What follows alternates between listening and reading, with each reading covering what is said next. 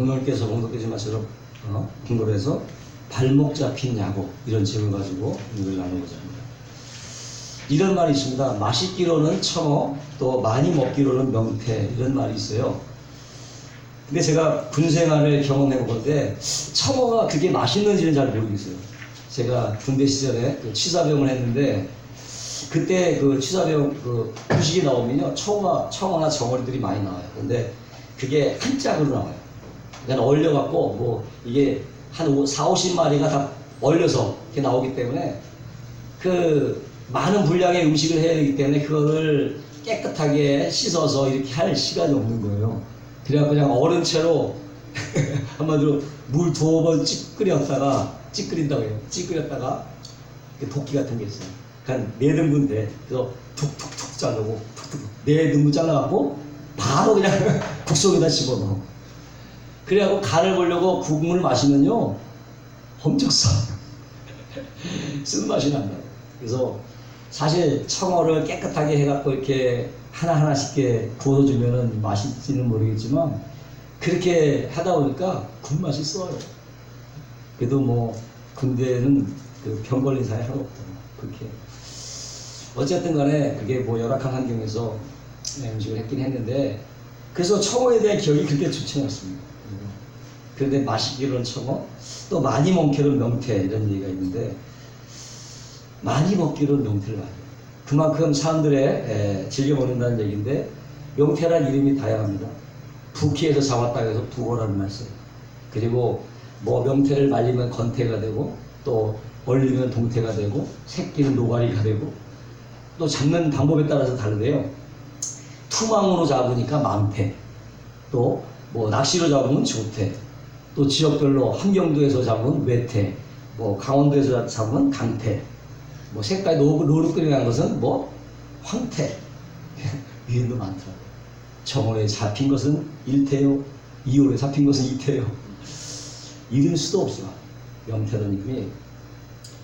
그리고 명태를 하는 요리 방법도 여러 가지죠. 명태로 전을 하게 되면 명태전이 되는 것이고, 명태로 찜을 하면 명태찜이 되고, 국을 하면 명태국이 되겠죠. 북어국이 되겠죠. 뭐 북어 내장을 뭐 청란전, 북어 알은 명란전. 그래서 이 명태는 뭐 버릴 게 없나 봐요. 다들 잘 먹는데 그 뭐니 해도 가장 좋은 게 북어국이 최고죠. 북어국이 최고인데 술 먹고 먹은 그 다음날 먹는 북어국 어떻게 하냐고요? 저도 뭐 목사가 되기 전에는 다 경험이 있죠. 북어국이 시원하고 좋습니다.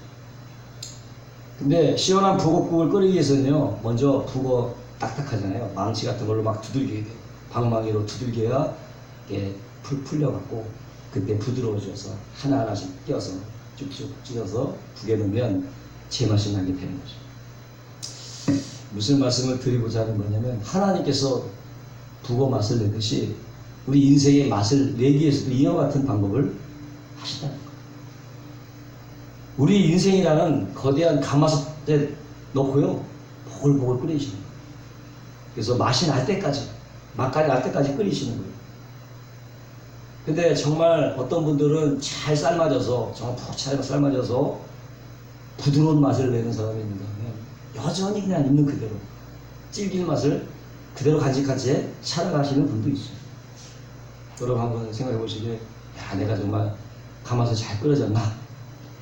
그렇게 생각하시는 분은 하나님께 감사하시기 바라고, 아, 내가 이게 질기구나 하는 분들은 그 가마솥을 마다하지 않고 기쁨으로 받으시길 바랍니다. 인격이 자라나야 있는데요. 우리 목표 중에 하나는 여러 가지 인생의 목표가 있었지만 여러분, 내 인격에 점점점 하나님처럼 닮아가는 것, 이것이 궁극적인 목표입니다. 나머지는 사실 부수적인 거예요. 하나님께서 부수적으로 우리에게 주시는 거예요.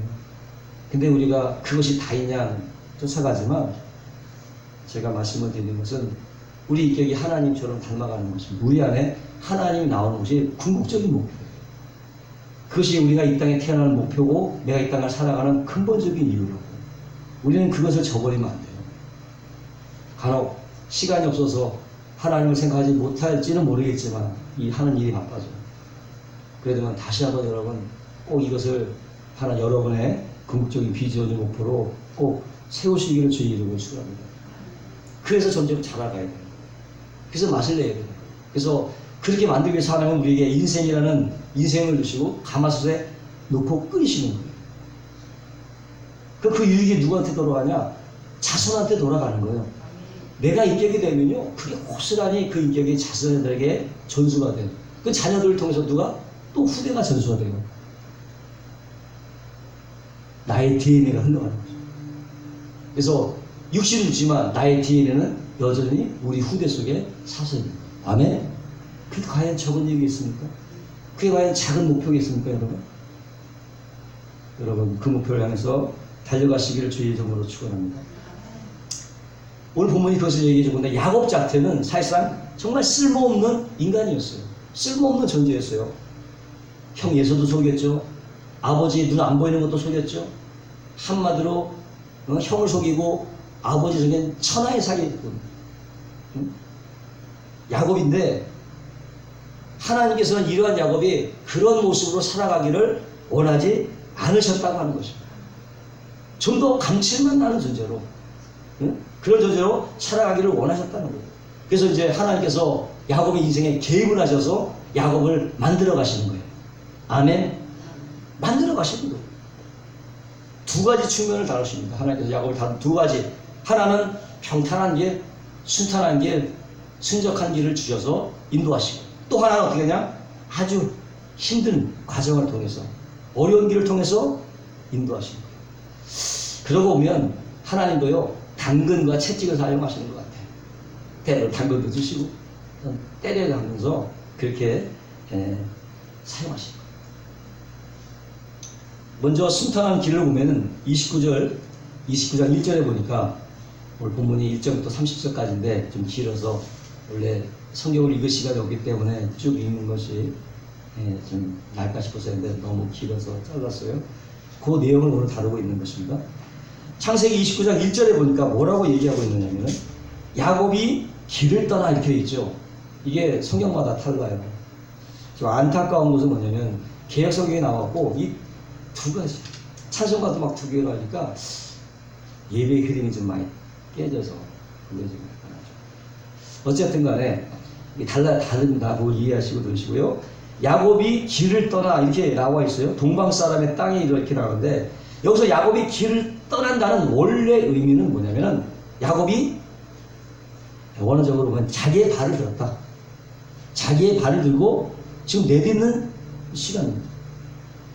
발을 들었다는 표현이에요. 발을 들었다는 건데 그럼 왜 야곱이 자신의 발을 들어 올렸을까? 걷기 위해서죠. 행군하기 위해서죠. 어디까지? 베델에서 하란까지 약 700여 킬로미터. 부산가 거의 가까운 거니까 더 멀리서 모르겠어요. 그 길을 걷는 거예요. 걷기 위해서 지금 발을 들어 올리는 상태예요. 700km 여러분. 부산 여기서까지 고속도로 달려도 한 4시, 5시간입니다. 보통 길이 아니죠. 그 길을 걸어간다고 생각해보죠. 보통 열심히 해야 되잖아요. 제가 군대 시절에 저도 행군을 한 적이 있는데 보통 40km 행군이라고 합니다. 못 모르게 딱 있는데 갑자기 그 선배들이 우리 고참들이 막 군장을 메고 야 행군 준비해 먹는데 처음 들어오는 단어 행군이 뭔가. 그랬더니 군장을 딱 준비하고 20km 군장을 딱 주고 딱 섰어요. 그랬더니 잘 주셔갖고 대대가 걷는 거예요. 그때 처음 이제 이 행군이구나 보다. 뭣도 모르고 뭐 소풍 가는 마음으로 여기다 야삭 하나 끼고 군장 딱 뿌려갖고 가벼운 마음으로 털 건데 처음에는 그랬지만 나중에는 한 5-6시간 정도 지치니까 그다음부터는 이제 말도 안 나와요. 그리고 어느새 밤이 되어서 밤새도록 어디 산둥성에 올라가는 거예요. 거기 저녁 때는 강원도 거기 도로길 있잖아요. 거기를 걸어가는 거예요. 그 산을 걸어 올라가서 밤새도록. 다음에 졸려갖고 앞에 있는 사람 얼굴만 보고 가는 거예요. 간혹씩 뭐 1시간 가다가 10분간 휴식을 하긴 하지만 그러고 또 기사 해갖고 다시 또 출발해갖고 걸어가는 거예요. 그때쯤 되면 막 군화가 시켜갖고요 막 까져. 그래갖고 하루 밤새도록 걷다가 아침 새벽녘이 됐어요. 근데 저기 앞에 부대가 보이는 거예요. 타고 가는데 그 옆에 초가집에서 뭐가 나잖아요. 하얀 연기가 나. 밥하고 있는 거예요. 그때가 추석 첫날. 추석날. 여러분 그 추석날에 그 냄새 아세요? 그 추석날에 고유의 냄새가 나요. 추석만 되면 고유의 냄새가 나. 저만 느끼는지 모르겠어요. 그 전날도 그 냄새를 못 느끼고 그 다음에 오는데 꼭 추석날만 그 추석 냄새가 나요. 따뜻한 냄새가 그 냄새가 풍겨워요. 그래갖고 첫 행운의 경험이 있었는데 물론 첫 하는 거라 쉽지는 않더라고요. 뭣도 모르고 그랬더라면 좀 마음을 다부지게 먹고 했더라면 있었는데 뭣도 모르고 가다가 하루가 지나서 도착했는데 뭐 발 다 빠지고 피가 나고 아주 그런 경험인데 지금 700km를 지금 야곱은 가야 되는 거예요. 700km. 그때 무슨 교통수단이 있는 것도 아니고 뭐 낙타를 타고 갈 수 있는 것도 아니는 상황이고 또 가는 길에 수많은 위험이 도사리고 있죠. 언제 들짐승들이 덮쳐서 자기를 덮을지도 모르고 사방이 뜨겁죠. 밤에는 춥죠. 이런 여정을 둘이 가는 것도 아니고 혼자 지금 그런 상황을 맞이하고 있는 거죠. 정말 가고 싶지 않지만 어쩔 수 없어요. 그래서 어쩔 수 없이 거기 가서 자신의 발을 들어 올린 것을 말하고 있어요. 그가 이 길을 가도록 발을 올렸다고 하는 이 결단, 무슨 이유 때문에 이런 결단을 할 수 있었을까? 뭐 때문에 발을 들어 올렸었을까? 28장에 보면은 그 전에 있는 장면은 야곱이 세 가지를 본 것이 있습니다. 첫 번째가 뭐를 봤냐면 하늘과 땅 사이에 있는 사닥다리를 봤어요. 사닥다리. 환상 중에 사닥다리를 봤어요. 이건 뭐 사닥다리 뭐예요? 나와 하나님을 연결해주는 연결고리인 것이죠. 하나님과 나를 연결해서 연결고리 이 사닥다리를 야곱이 봤고 두 번째로 본 것은 이 사닥다리를 오르락 내리락 하는데 보니까 누가? 하나님의 사자라고 천사들을 말하는 거죠. 그 사달에 하나님의 사달이 오르락 내리락 하고 있었고 세 번째 마지막으로 본 것은 하나님 자신을 봤습니다. 아멘. 하나님 자신을 봤습니다. 그때 하나님 뭐라고 하시냐? 내가 너의 하나님이 되고 너의 자손을 볼 것이며 어디를 가든지 하나님 복을 줄 것이며 너 어디 가든지 함께 지킬 것이며 약속한 것을 이룰 때까지 떠나지 않고 함께 계시라. 하나님 약속입니다. 내가 너를 어디든 가지 너와 함께. 야, 하나님의 전지전능한 하나님, 무소부지하신 하나님이 나와 함께 한다니까 이거는 뭐 용기가 안 날 수가 없는 거죠. 할렐루야. 용기의 원천이 누구냐? 하나님입니다. 여러분, 그 용기의 원천은 하나님을 여러분의 마음 가운데 간직하시길 주님으로 축원합니다. 스스로 용기 있다고 하지만 얼마 못 가지 않아서 넘어질 때가 많죠. 자신 스스로 용기를 부여할 수도 있겠지만 하나님 안에서 나오는 용기는요, 대단한 위력을 발휘하는 거죠. 용기의 원천. 하나님을 여러분의 마음 가운데 소유하게 되시기를 주님의 이름으로 축원합니다. 그 약속이 있는 거예요. 야곱은 그 약속이기 때문에 겁날 것이 없어요. 700km 가도 겁나지 않는 거예요. 그래서 발을 들어 올리게 됐다고 하는 것입니다. 그래서 거기서 하나님께 제단을 샀습니다. 제단을 쌓고 힘있게 출발하는 것이죠. 누구로 인하여? 하나님으로 인하여. 아멘. 힘있게 자신의 발을 올릴 수가 있었다는 거죠. 이것이 야곱을 다뤄가시는 하나님의 방법일 뿐만 아니라 저와 여러분을 다뤄가시는 하나님의 방법이라는 것을 여러분 믿으시기를 주의 이름으로 축원합니다. 하나님이야말로 나의 방패가 되시고 또 나의 요새가 되시고 나의 피할 바위가 되시고 나의 용기의 원천이 되시고 나의 소망의 근거가 되시고 나의 힘, 파워가 된다는 걸 여러분 믿으시기를 주의 이름으로 축원합니다. 인생 살면서 넘어질 때 많습니다. 낭망하고 좌절할 때 많습니다. 일어서고 싶지 않을 때 많습니다. 그때 누구 바라봐요? 하나님 바라봐요. 하나님 바라보는 자만 일어나는 거예요. 바라보지 않는 사람 그냥 죽는 거예요. 힘이 없는 거예요. 어디서 그 힘의 근거가 나와요?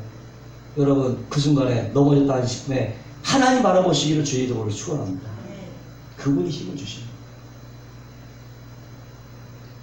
야곱도 이렇게 확신을 가지고 출발했지만은 때로는 어때요? 지치고 힘들고 낭망하고 넘어지고 그때마다 어떻게? 하나님이 나타나죠. 7번 나타났다고 얘기해요. 7은 완전수입니다. 지금 완전수. 7번 하나님이 어려울 때마다 나타나십니다. 어때? 지칠 때마다 나타나시고 넘어질 때마다 나타나시고 낭망할 때마다 나타나시고 실패할 때마다 나타나시고 주저앉을 때마다 나타나시고 포기할 때마다 나타나시고. 몇 번이 지금 몇 번 했어요? 몇 번 했어요 지금? 6번 했어요. 6번. 한 가지 하나 더 해야 되잖아요. 뭐가 있어요? 힘들 때마다 그 말이에요. 그 말이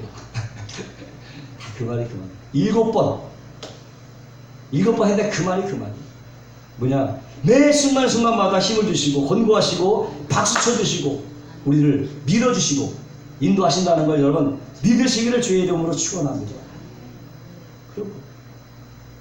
그럼 하나님께서 우리를 어떻게 인도해 나가시느냐? 먼저 말씀으로 인도하시고, 아멘. 뭐로 인도해요? 말씀으로 인도하시는 거예요. 우리가 하나님의 말씀을 알고 그것을 묵상하고 그럼 어떻게? 하나님이 뭘 주세요? 답을 주십니다. 내가 던지는 의문에 하나님은 반드시 답을 주십니다. 아멘. 답을 주시는 하나님. 인생에는 답이 있어요. 그 답을 누가 주시냐? 하나님이 주십니다. 믿으시기 바랍니다. 태초에 말씀이 계시니라. 말씀이 하나님과 함께 계시니 이 말씀은 곧 하나님이시죠. 때문에 말씀을 아는 만큼 누구라요? 하나님을 아는 것입니다. 말씀을 아는 것만큼 하나님을 알게 하는 것이고요. 하나님 역시도 말씀을 떠나서 존재하지 않습니다. 하나님은 우리에게 말씀으로 존재하는 거예요. 아멘? 말씀으로 존재한다니까. 그러므로 날마다 매 순간마다 하나님의 말씀을 묵상함으로 하나님을 알아가시게 되고 또 하나님의 답을 받아서 하나님의 인도를 받으시기를 주의 이름으로 축원합니다. 하나님은 그런데요 아는 만큼 주시는 거예요. 어떻게? 아는 만큼 그 수준별로 주신단 말이에요. 하나님은 아는 만큼 주세요. 그러니까 어떻게? 하나님은 아는 수준이 천차만별이지. 천차만별이에요. 하나님 아는 수준이 천차만별이야. 어린아이에게는 어린아이의 눈높이, 어린아이에 맞도록 하나님. 청년에게는 청년의 눈높이만큼, 아비에게는 아비의 눈높이만큼 하나님은 자신을 알려주시는 거예요. 아멘. 그 어떻게 우리가 아이 때보다 성장해야지. 하나님 아는 지식이 성장해 나가야 되는 거예요.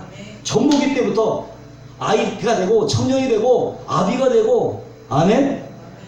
하나님에 대한 지식이 여러분 자라가게 되시기를 주의 이름으로 축원합니다. 그리고 각자는 주는 답이 틀려. 어린아이에게 주는 답하고 청년에게 주는 답이 틀리죠. 그러니까 다 다른 거예요. 그러니까 자기가 체험한 경험을 잘 얘기해야 돼.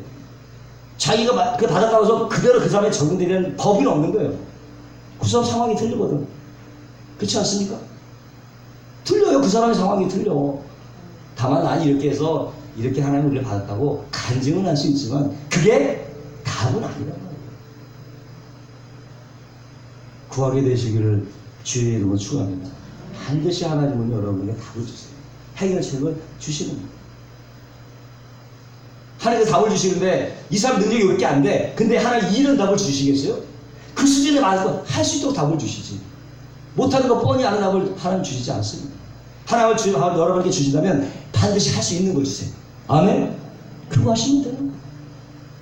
여러분 해결해 나갈 수 있습니다.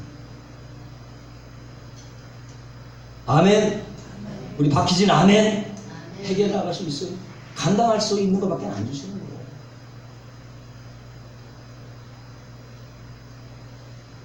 그러므로 여러분 우리가 하나님에 대한 우리의 지식, 우리의 알문 나날이 성장하고 성숙해야 될 줄로 믿습니다. 이 사실을 누가 잘 알면 선지자 스바냐가 잘 알았어요. 스바냐 3장 16절 17절은 엄청나게 우리가 알고 있는 말씀인데 그날에 사람이 예루살렘에게 이르기를 두려워하지 말라. 시온아 내 손을 늘어뜨리지 말라. 너희의 하나님 여호와가 너의 가운데 계시니. 여기서 가운데는 가운데, 가운데 진짜죠. 너의 가운데, 너의 심중에 계시니, 중심에 계시니. 하나님 어디에 있다? 우리 중심에 계시니, 사람의 중심에 계시니. 저기 밖에서 외계인이 와서 하나님 있다고 외치지 않았습니다. 들짐승들, 개나 소나 돼지가 하나님 있다고 외치지 않았습니다. 사람 속에 있는, 사람 속에 하나 있는 하나님, 사람이 하나님이 있다고 증거를 했죠. 왜? 그 속에 계시기 때문에. 하나님은 사람 속에서 계시는 것입니다. 우리의 마음속에 계신다는 것을 믿으시기 바랍니다. 가운데 계시니, 너의 가운데 계신다는 것을 알아. 전능자시라. 그가 너로 인하여 기쁨을 이기지 못하며 너를 잠잠히 사랑하며 너로 인하여 즐거이 부르며 기뻐하시리라. 그렇게 고백을 하고 있어요. 여기서 보면은 사람마다 하나님에 대한 알미 다를 수가 있는데, 어떤 사람은 사랑의 하나님만 알고 있고, 어떤 사람은 공의의 하나님만 알고 있고, 어떤 사람은 은혜의 하나님만 알고 있고, 어떤 사람은 심판하시는 하나님을 알고 있고, 어떤 사람은 두 개가 막 섞여서 알고 있고, 여러 가지 하나님들을 자기 마음 가운데 가지고 계는데, 자신 안에 어떤 하나님을 가지고 있느냐가 자신의 신앙의 색깔을 결정하고 자신의 인격을 결정하는 것입니다. 아멘. 그도 자기 속에 있는 하나님대로 투영이 되게 돼 있는 거예요. 무엇보다 여러분, 하나님에 대한 긍정적인, 절대 긍정의, 하나님에 대한 절대 긍정의 마음을 가지시길 바랍니다. 우리 하나님은 좋으신 하나님입니다. God is so good. 우리에게 좋은 거 주신 하나님입니다. 아멘. 좋으신 하나님의 자화상. 그래서 여러분 마음 가운데 간직하게 되시기를 주의 이름으로 축원합니다. 근데요, 하나님께서 사실 부정이 없어요. 회전하는 그림자도 없어요. 사람이 하나님을 생각, 워낙 왜곡된 사람들이 걸어가는 하나님 말아보니까 자기 생각에 투영돼서 하나님도 그렇게 이러냐고 찌그러지게 보십니다. 이 눈을 닦아야 돼요. 자기 눈이 찌그러졌지. 하나님은 온전하신 분입니다. 하나님은 회전하는 그림자도 없으십니다. 아주 거룩하십니다. 상상을 초월할 만큼. 여러분, 그런 하나님을 여러분 시중에 섬기시기를 주님의 이름으로 축원합니다. 부정이 없어요. 안 된다고 하는 게 없어요. 절대 긍정입니다. 첫 번째, 이 스바냐 선지자는 내 안에 계신 하나님, 나의 중심에 계신 하나님이라고 얘기하고 있어요. 어떻게? 임마누엘의 하나님이죠. 하나님이 나와 함께 하시다. 임마누엘의 하나님이라는 하나님을 가지고 계셨고, 또 전능자 하나님, 전지전능하시다. 아멘. 하나님은 전지전능하십니다. 못하실 것이 없습니다. 예? 그러니까 그 전능하신 하나님을 내 마음 가운데 모셔드린 사람은 못해요? 못할 것이 없는 것입니다. 아멘. 할 수 없다는 말은 할 수가 없는 거예요. 믿는 자에는 능치 못한 겁니다. 아멘. 할 수 있습니다. 얼마든지 할 수. 왜? 난 전능하신 하나님이 내 안에 계십니다. 할 수 있다고 여러분 말씀하시기를 주님의 이름으로 축원합니다. 난 할 수 있다. 세 번째, 너로 인하여 기쁨을 이기지 못하며. 하나님이요, 나를 엄청 좋아하시는 거예요. 나만 보면 기쁨을 이기지 못하는 거예요. 애들 보면 눈에 넣어도 뭐 아프지 않다고 그러잖아요. 그렇게 보시는 거예요. 너무나도. 하나님 나를 그렇게 보실까? 나는 하나님 별로 안 좋아. 여러분, 이거 여러분의 생각이야. 기쁨을 이기지 못하는. 아멘? 어휴, 이게 불면 날아갈까, 지면 꺼질까 하는 심정으로 하나님이 우리 자신을 보고 계시다는 것을 믿으시기 바랍니다. 든든한 후원자가 되는 거예요. 든든한 백거라 원더가 되는 거예요. 겁날 것이 없습니다. 모두가 다 이런 하나님 소유하게 되시기를 주의 이름으로 축원합니다. 너무나 좋아하십니다. 그리고 나를 잠잠히 사랑하시며, 잠잠히, 내 너 사랑해 떠벌리면서 사랑하는 게 아니, 너무나 잠잠히, 아주 은근하게, 은밀하게 사랑하십니다. 그런 사랑. 5번에 너로 인하여 즐거이 부르며 기뻐하시라. 하나님의 최대의 기쁨은 바로 나예요. 바로 여러분이요. 하나님의 최대의 감신사는 바로 우리예요. 너로 인하여 하나님의 기쁨의 근원이 바로 나예요. 믿으시기 바랍니다. 스바냐의 선지자의 고백이요, 신앙 고백이요. 선지자 스바냐도 사람 아니겠어요? 우리도 사람 아니겠어요? 네? 이런 하나님을 여러분 고백이, 여러분의 고백이 되시기를 주의 이름으로 축원합니다. 나를 자신의 기쁨으로 사용하시는 하나님. 이제 찬양 하나 들었는데, 이 찬양 하나, 우리 하나님께 찬양 하나 들고, 너희 하나님 여호와가, 우리 희진아, 우리 고백하는 심령으로 우리 한번 하나님께 드려보겠습니다. 내려가요.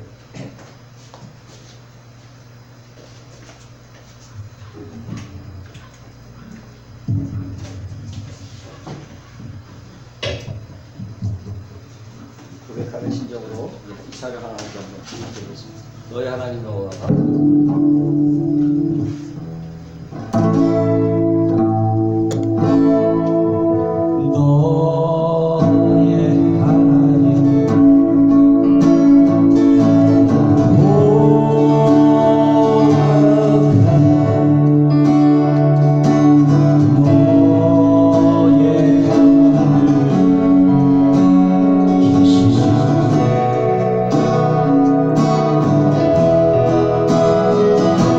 그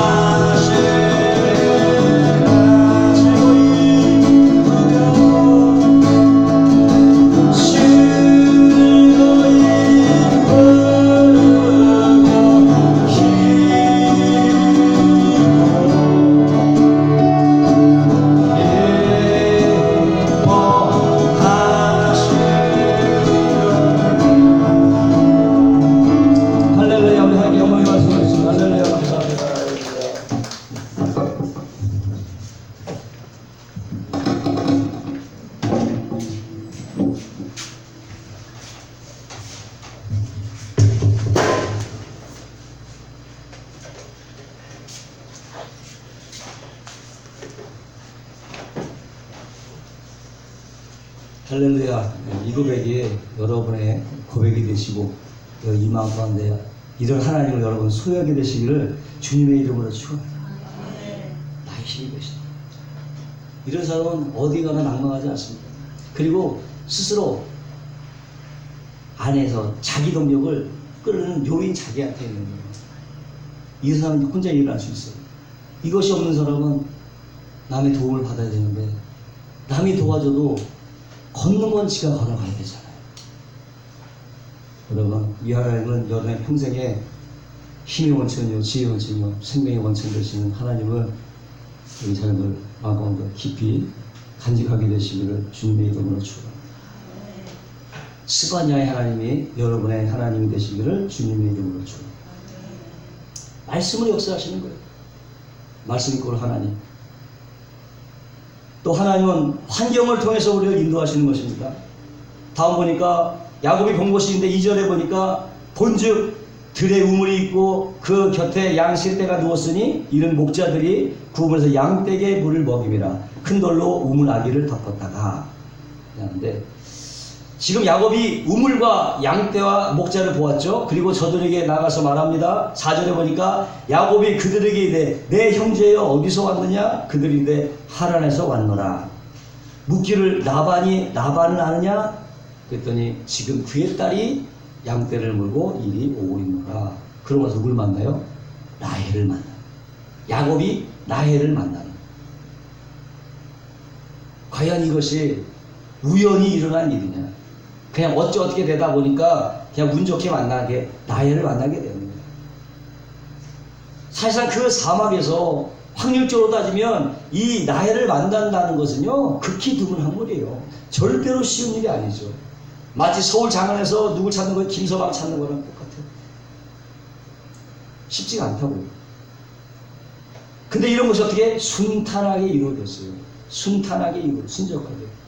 어떻게 이것이 가능한 것이냐? 하나님이 인도하십니다. 하나님이 인도하십니다. 어떻게 눈에 보이지 않지만 하나님께서 야곱의 발걸음을 하나하나 인도하셨기에 여기에 올 수가 있었고 만나게 되게 된 것입니다. 아멘. 우리의 인생길로 누가 간섭해요? 하나님이 간섭하죠. 각자 인생길이 같습니까? 다 다릅니다. 각자의 인생길을 하나님께서 각각 다릅니다. 그 걸음을 인도하시는 이는 하나님이라는 걸 여러분 믿으시기 바랍니다. 내가 지금까지 걸어온 이 모든 생에 그 족적으로 보면 누가 따라왔어요? 함께 있어요? 하나님. 하나님 함께 하십니다. 할렐루야. 눈에도 안 보이고 귀에는 들리는 거 없고 손에 잡히는 거 없이 정말로 앞길이 칠까지 깜깜하고 어두워도 우리 한 사람 한 사람 발걸음을 인도하고 있다는 것을 여러분 믿으시기를 주의 이름으로 축원합니다. 그래서 하나님께서 나는 관심도 없는데 하나님께서 인도하시는데 근데 우리가 하나님 관심도 없이 행할 때가 많잖아요. 그럼에도 불구하고 우리 인도하신다는 거예요. 왜 이렇게 나는 관심이 없을 때 하나님은 나를 쫓아다니면서 이렇게 인도하시려고 애를 쓰고 계시죠. 우리가 하나님 섬기는 것 같죠? 천만의 말씀입니다. 하나님을 우리 서비스를 받고 사는 거예요. 여러분 우리가 하나님 섬기는 게 아닙니다. 하나님 우리 섬기고 계십니다. 우리 인도하고 계십니다. 자신의 약속을 이루기 위해서 그러는 것입니다. 자신의 약속. 자식, 우리가 하나님으로서 나왔다며요. 하나님이 난 자식이 되면. 어느 부모가 자식을 낳는 걸 내팽개치는 사람이 있어요. 책임을 지는 거예요, 부모는. 그래서 하나님은 책임을 지는 거예요. 로마서 8장 24절에 우리가 알거니와 하나님을 사랑하는 자 그 뜻대로 볼 수 있는 자는 모든 것이 합력하여 선을 이루느니라. 선을 이룬다는 얘기는 하나님께서 개입하신다. 하나님께서 섭리하신다는 것입니다. 지금 사도 바울이 자신에게 되어진 모든 일들을 바라보면서 지금 뭐라고 이건 하나님의 섭리였다. 하나님의 개입이었다고 말하고 있는 것입니다. 바울만 그랬느냐? 요셉도 그랬어요. 요셉도 그랬어요. 아브라함도 그랬어요. 이삭도 그랬어요. 지금 그리고 야곱에게 그렇게 하고 계십니다. 하나님의 간섭입니다. 하나님의 계획입니다. 때문에 이거는 다 누구 안에 있다? 하나님 손 안에 있다는 것을 믿으시기 바라고 하나님의 섭리 안에 있다는 것을 여러분 믿으시기를 주의 이름으로 축원합니다. 그렇다면 어차피 하나님께서 하실 일, 굳이 뭐 야곱에게 자신을 보여주시기도 하시고 황년을 섭리하면서 어차피 하나님이 하실 거 뭐 굳이 보여주고 뭐 섭리하고 이렇게 인도해 가시냐. 그럴 필요 뭐 있냐. 최소한도 하나님께서 내 안에 일하는 것들이요, 최소한 내가 알아줘야 되잖아요. 하나님은 그걸 알기를 원하는 거예요. 내가 너 속에서 이렇게 일을 한다 하는 것을 최소한도 너가 알아줘야 되지 않느냐. 그러니까 자꾸 야곱에게 보여주시고 인도하시고 증거를 주는 거예요. 아멘? 얼마나 섭섭하겠어요. 하나님이 이렇게 다 했는데 하나님 완치되고 자기 잘났다시 자기만 내서는 얼마나 하나님 섭섭하겠어요. 하는 거 필요 없다. 내가 나만 알아주고 내가 그렇게 하고 있다는 것을 너는 알아주고, 그래서 자꾸 그냥 하나님 나타나고 보여주고 그렇게 하는 거예요. 네. 자신의 존재감을 알려주시기 위해서. 아멘? 자신의 존재감. 그래서 자신을 믿고 온전히 따라오도록 믿도록 만들기 위해서.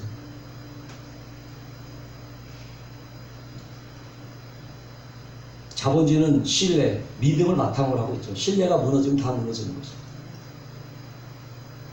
근데 믿을 만한 대상을 하나님 주셨잖아요. 누구예요? 믿을 거 없어요. 세상에는 믿을 사람 한 사람도 없어요. 목욕탕 가니까 아들이 그랬잖아요. 아버지한테 믿을 놈 하나도 없다고. 여러분, 하나님께 믿을 사람이 없는 걸 믿으시기 바랍니다. 하나님께 믿을 분이 없어요.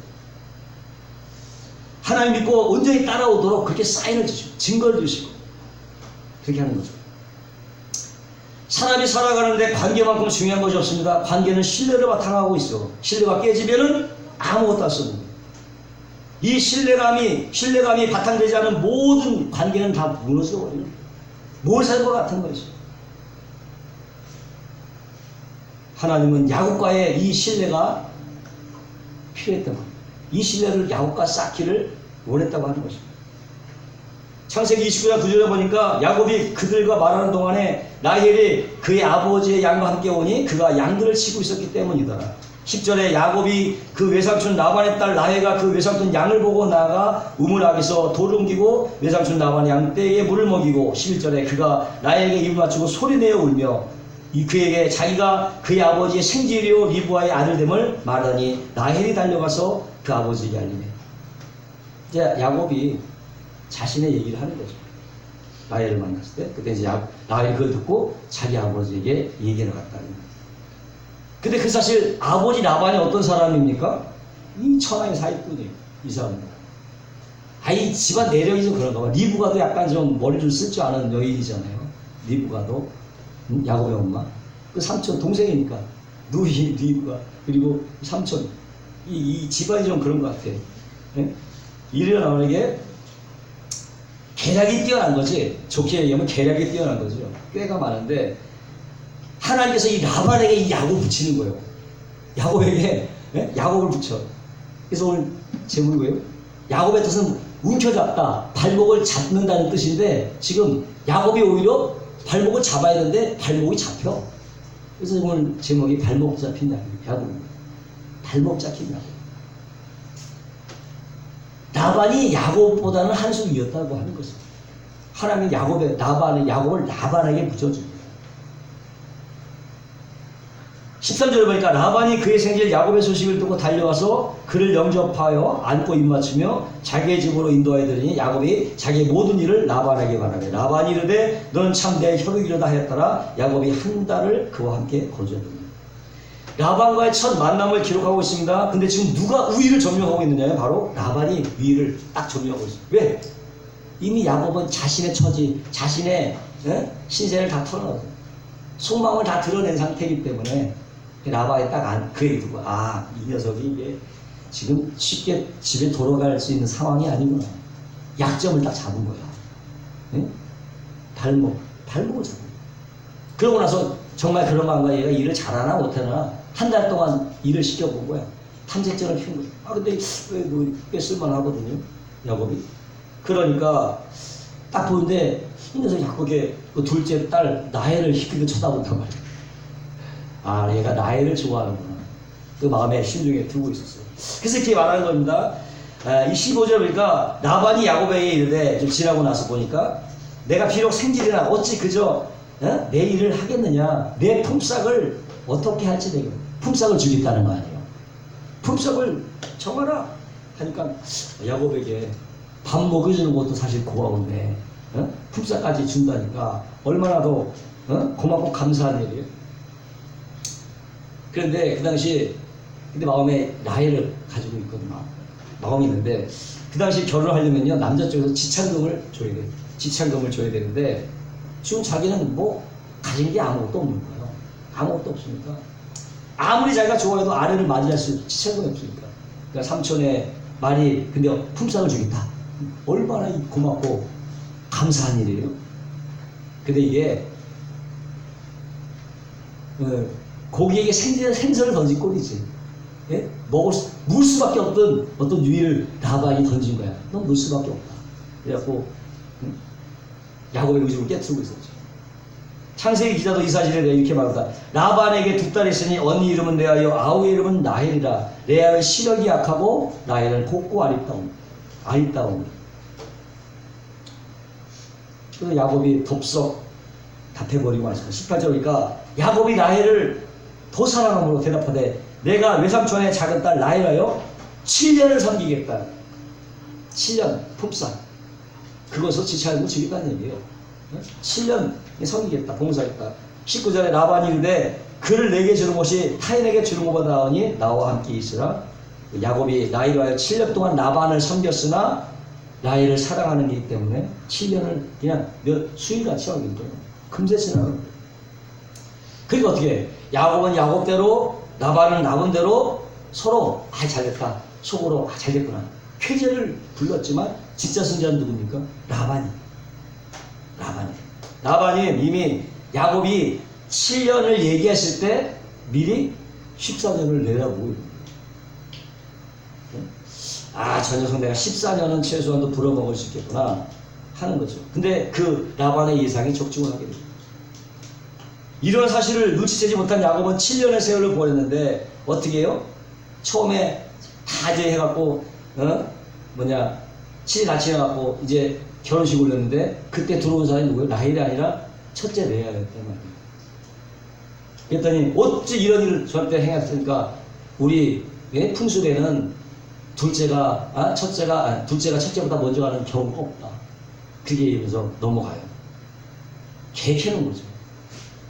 그러니까 라반의 입장에서는 일석이조고요. 레아는 여기서 시력이 안구가 약하다, 이렇게 좋지 않다 했는데 총명이 없다는 뜻도 되고 약간 좀 티미했던 것 같아요, 사람이.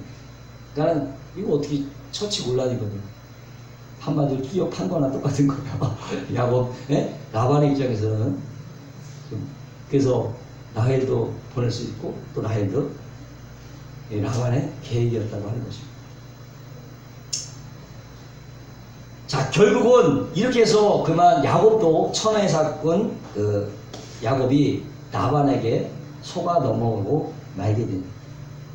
자신이 속임을 당했을 때 어떠한 마음이 들었을까? 자신이 예수를 속였을 때에 생각을 많이 하지 않았겠느냐. 야, 형도 마음이 이렇겠구나 하고 뭔가를 깨닫는 거죠. 28절에 보니까 야곱이 그대로 하여 그 7일 채움에 라반이 딸 라헬도 그에게 아내를 주고. 자, 결국은 이 사기꾼, 천하의 사기꾼 라반에게 야곱이 발목이 잡혀서 수많은 세월을 보내게 됩니다. 과연 야곱의 삶은 어떤 것이냐? 우연히 이것이 이렇게 되었는가? 아니죠. 하나님께서 이렇게 하셨다고 하는 것입니다. 왜? 훈련하기 위해서. 그 모습 갖고는 안 되거든요. 훈련하고 연단하기 위해서. 뭘 연단해요? 야곱의 약점을 연단해요. 야곱의 약점. 물론 야곱에게는 장점도 있었습니다. 그러나 약점이 좀 많았던 인물이에요. 이 약점이 훈련되지 않으면 하나님께서 맛을 낼 수가 없는 거예요. 그런 인물이었어요. 그래서 하나님은 20년이라는 세월을 통해서 야곱 훈련시켜 주시고 야곱을 다듬어 가시는 맛을 내기 위해서. 그럼 야곱의 약점이 뭐냐? 첫 번째는 남을 잘 속여요. 야곱은 남을 잘 속인다는 거예요. 그러니까 자신의 이익을 위해서는 무엇이든지 할 수 있는 그런 인물이었다고 하는 것입니다. 근데 한수 뛰어난 라반을 선택하셔서 야곱에게 맡기고 계셨다고 합니다. 야곱은 삼촌에게 이렇게 말합니다. 내가 외삼촌 집에 거한 20년에 외삼촌의 두 딸을 위하여 14년, 외삼촌의 양떼를 위하여 26년, 외삼촌을 봉사했거냐. 외삼께서 내 품값을 10번이나 번역하셨으니. 10번이나 돈을 안 준 거예요. 10번이나 속였다고 하는 것이 얼마나 원통했으면 몇 번 속였는지를 세고 있거든요. 10번을 세고 있어요. 20년은 야곱이 사실 속아 산 인생이에요. 20년 동안은 바로 자신의 모습을 본 것입니다. 사람은 자신이 남들에게 행한 대로 당해봐야 자신이 무엇이 잘못된 거예요. 자기 혼자만 있으면 몰라요. 자기 단점은 지가 봤으면 좋겠는데 뭐 아는 것도 있지만 모르는 것도 있어요. 자기가 몰라. 누가 알려줘야 돼. 누가 알려줘야 돼. 자기 단점은 몰라요. 다른 사람을 통해서 자신을 보게 되는 것입니다. 바로 이런 사실 때문에 하나님께서 야곱을 20년 동안 라반에게 속게 하셨다는 거예요. 자신의 모습을 볼 수 있게. 자기 눈에 뭐가 티가 있으면 보여야 뽑아낼 거 아니겠어요? 티가 한번 뽑아낼 거죠. 그래서 어떻게 보면 야곱의 입장에서 이 20년의 세월이 쓰라린 세월들이겠지만은 자신을 다듬는 좋은 기회가 되게 된 것입니다. 또 하나 약점은 뭐냐면 이 기다릴지 몰라요. 야곱은 기다릴지 몰라요.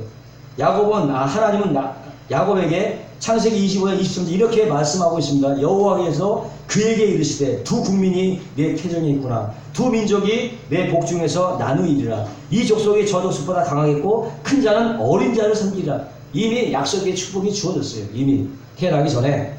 근데 이 말씀을 야곱은 기다리지 못했습니다. 형의 장자권을 훔쳤고 자식 것을 만들었고 형의 축복까지도 속여서 빼앗았습니다. 그렇게 하지 않아도 그것이 자기한테 넘어오는데 그렇게 했다고 하는 것입니다. 기다리지 못한 거죠. 성큼성큼 그냥 자기 멋대로 일을 처리해버리고 말. 하나님께서는 이렇게 기다리지 못하는 야곱을 훈련하기 위해서 20년 동안을 라반의 손에 맡기셨다고 합니다. 어떻게 보면 20년의 세월이 그저 그냥 낭만 세월처럼 보일 수 있겠지만 하나님의 입장에서는 좀 다른 것입니다. 꼭 야곱에게 필요한 시간들이었다고 합니다. 그리고 야곱만이 아닙니다. 모세도 광야의 세월이 있었어요. 40년의 광야 세월. 다윗도요, 굴에서 왕이 되기 전에 수많이 도망다니던 그 세월이 있어요. 이런 과정을 통해서 진국이 되는 거예요. 아멘? 진국이 되는 거예요. 그 과정을 통해서.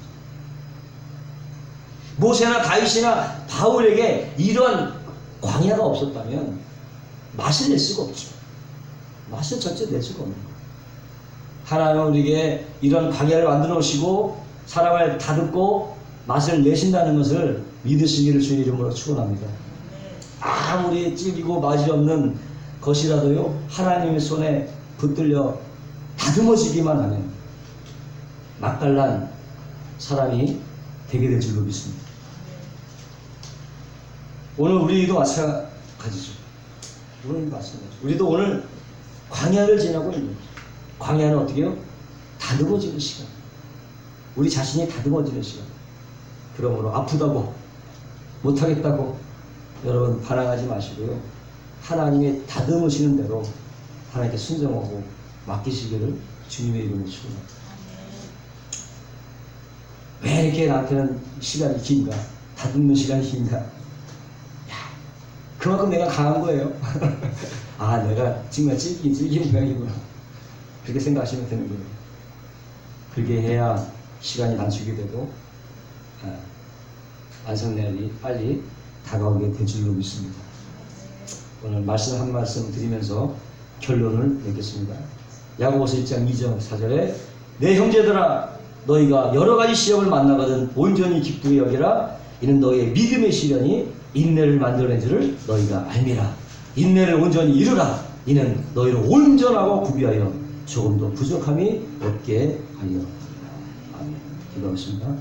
거룩하시고 영화로우신 하나님 아버지, 오늘도 우리가 이 광야의 삶을 지날 때에 하나님께서 다듬으시는 그런 과정으로 우리가 하나님 아버지 인식을 하고 날마다 하나님이 원하는 모습대로 우리를 내어드리는 삶이 되어지게 하여 주셔서 정말로 아름다운 모습들로 변화되게 하여 주옵시고, 하나님 아버지 인내를 온전히 이름으로 아무것도 부족함이 없는 우리 모두가 되게 하여 주옵소서. 감사하며 예수님의 이름으로 축복하고 기도합니다.